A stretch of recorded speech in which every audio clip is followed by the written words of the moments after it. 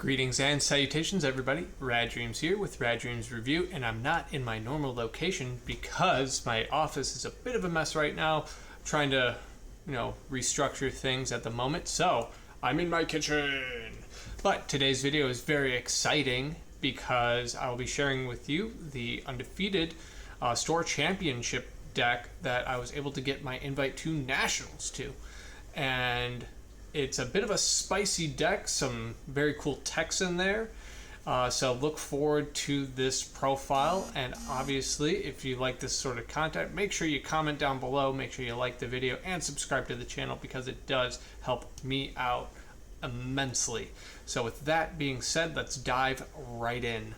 All right, we are back with our deck profile for the Store Championship Undefeated Security Control Toolbox deck is what I'm dubbing it. And we're going to start off with our babies this time. We have 1, 2, 3 Koopymon and 1, 2 Viximon because you want that when attacking draw, and then you also want to utilize the draw for when you use a option card that costs 2 or more, which more than likely you will. Next, let's dive into the Digimon. And we're going to start off on the high end, right? And here's where the spicy tech comes in. We've got 1 Omnimon Merciful mode, and there's a good reason for that. We have a 1 of him, mainly because of his When Digivolving effect and the start of turn effect. Next, you gotta have him. You gotta have 2 Death Xmon because he's just that good. There's an argument to run 3, but he's a lot of money, so 2 is fine, honestly. And with the ban list, 2 should be nice. Next, we've got 1, 2, 3 Zwart defeats, and there's a big reason for that because Crossheart was still legal. So having him to delete tamers is essential for that. Granted, now with the ban list, I don't think I will run him because there's just kind of no reason to at the moment. Now with the bans taking place on, November 11th. So this deck list will be obsolete, once that ban list hits. Next, we've got 1, 2, and 3 Ophanimon Fall Down mode. This is our kind of main star of the show that, we can also Digivolve on top, Zwart Defeat with, to delete those pesky tamers. She is very, very good, mainly because of her When Digivolving effect. You can recover and delete something that's level 4 or lower as long as she has purple and yellow. Super good. And then deletion effect, you can return to level 4 or lower. Super good, super strong. Next, as a tech, we've got 1 Seraphimon, mainly for the recovery and for the additional security tech +1. Very good tech card if you want to be aggressive. Next, we've got 2 Venusmon. Awesome card. There's an argument to run 3, honestly, and remove the Seraphi because she is just such a powerhouse of a card, mainly because of her When Digivolving effect. It's a blanket effect, and essentially allows you to mitigate your opponent's turn and gain you an extra 1 to set up and shit. So very, very powerful card. Highly recommend running 2 or 3 in a security control build. Next, we have our level 5s. We've got the bread and butter for Magna Angemon. He's the staple of security control. You gotta have him. No much really can be said about him. Next, we've got 2 Maycrackmon because she is yellow and purple, and her on-play effect is you may trash a card in hand. If it's purple, delete an opponent's level 3. If it is yellow, a Digimon gets -3k DP. Very, very good card. Once the ban list takes place, there's an argument to run 4 of her, but I like the 2 of. It's at a nice little sweet spot. Next, we've got our level 4. Only 1 with Lollymon because you can Digivolve on top of a tamer for hybrid for game. And it also helps your drawing as well because we do run quite a bit of purple level 3s, which you will see in just a moment. But for our level 3 yellow cards, we've got 4 Salamon because she's just the goodest of boys. being a doggo that can recover if you have 3 security cards or less. Nothing more to say about that.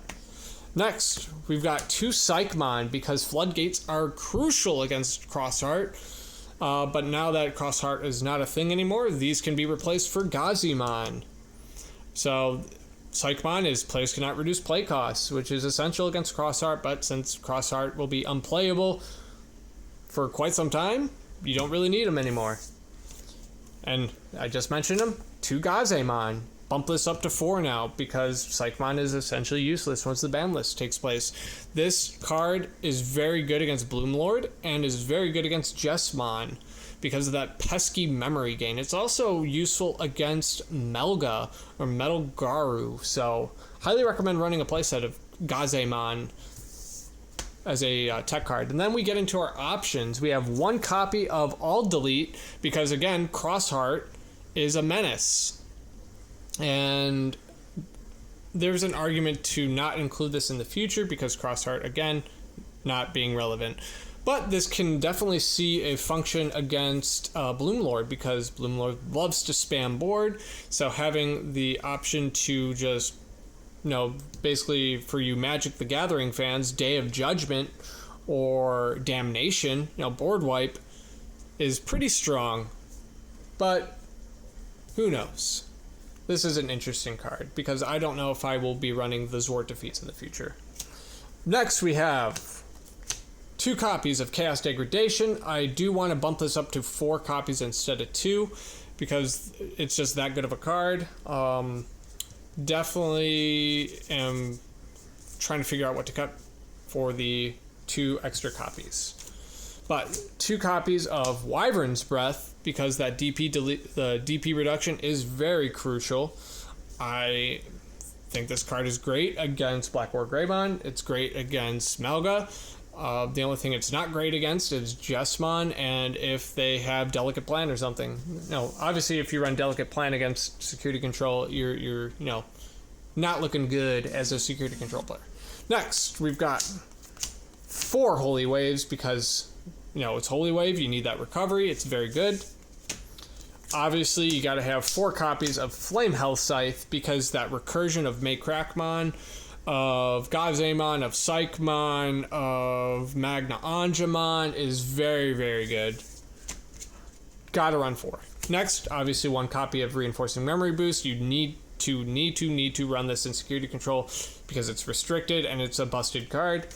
1 copy of Schwartz Lasats, if I'm pronouncing that correctly, because having the ability to, board wipe level 5s or lower, if you have a bunch of Tamers out, is super essential.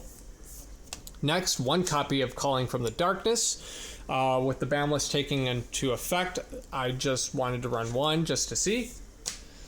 And it is very good. If you're running purple at all in Security Control, you got to run at least 1 copy of this because you can recur your Death Exismons, you can recur Gazemon, Psychmon, you can, recur your Maycrackmons, your Ophanimons. This is such a strong card because not only do you have the option to bypass the first part, the delete 1 of your Digimon, you can just have nothing on board, play this card, and just get 2 bodies from your trash to your hand for just 1. It's insane. Next, we've got our Tamers. We've got 2 copies of Kari Kamiya because the recovery and tapping to gain memory is very strong with Ophanimon because it just allows you to gain advantage. It allows you to keep it to your turn because she costs 4 to Digivolve. So once you recover, you tap, recover, gain that memory, and it's, can be your turn still at 0. So very strong. Next, we've got 2 copies of another Kari Kamiya, but purple, the 3-coster. When a security card is removed, you can tap her, gain a memory. This shuts down a lot of things, especially when you have 2 out. There's an argument to run 4 of her, but the 2 copies worked well for me. And then finally, to round us off, we've got 3 copies of Mimi Tachikawa.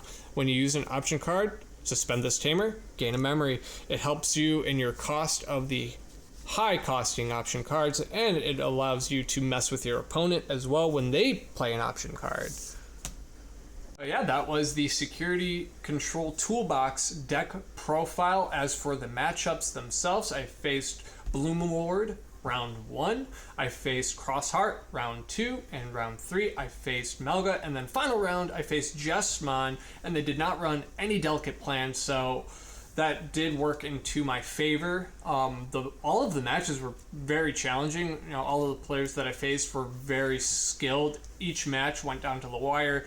You know, I didn't achieve a 2-0 once, you know, in the 4 rounds. It was 4 rounds, 16 people, I want to say. And, you know, I won each match 2-1. So this deck served well as a toolbox style, had to answer for a lot of things, but it does definitely need some adjustments once that ban list does hit. So that'll kind of do it for today's video though. So I appreciate y'all checking me out, watching this deck profile, and hopefully you got some cool comments down below. And obviously make sure you like the video and subscribe to the channel. And above all else, guys, I do hope that you stay rad. Take care.